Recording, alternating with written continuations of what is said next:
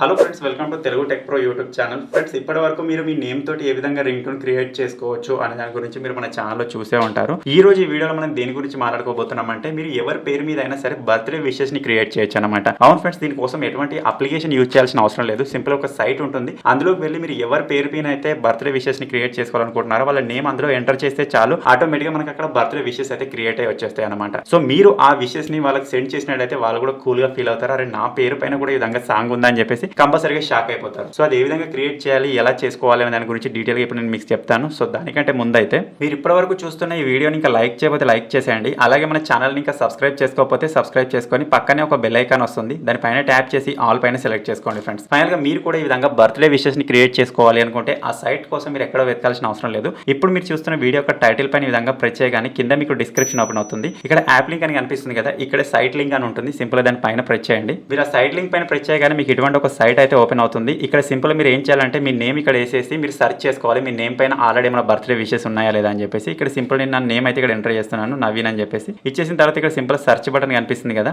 దానిపైన ఈ విధంగా ప్రెస్ చేద్దాం. ప్రెస్ చేసిన తర్వాత మీరు ఇక్కడ చూడొచ్చు, నా నేమ్ పైన అయితే ఆల్రెడీ ఇక్కడ బర్త్డే విషెస్ అయితే క్రియేట్ అయి ఉందన్నమాట. సో ఇక్కడ సింపుల్ ఈ విధంగా నవీన్ పైన ప్రెస్ చేస్తున్నాను. మీకు ఇటువంటి యాడ్ వస్తే క్లోజ్ చేసేయండి. తర్వాత ఇక్కడ మీరు చూసినట్టయితే డైరెక్ట్ ఇక్కడ డౌన్లోడ్ సాంగ్ అని ఉంది కదా, దానిపైన ప్రెస్ చేసి మీరు డౌన్లోడ్ కూడా చేసుకోవచ్చు. లేకపోతే మీరు దీన్ని ప్లే చేసి కూడా వినొచ్చు అనమాట. సో ప్రస్తుతానికి ఒకసారి నేను మీకు ప్లే చేసి వినిపిస్తాను. సో ఇక్కడ సింపుల్ ప్లే బర్త్డే సాంగ్ అని ఉంది కదా, దానిపైన ఈ విధంగా ప్రెస్ చేద్దాం. తర్వాత మీకు ఈ విధంగా వచ్చేస్తుంది.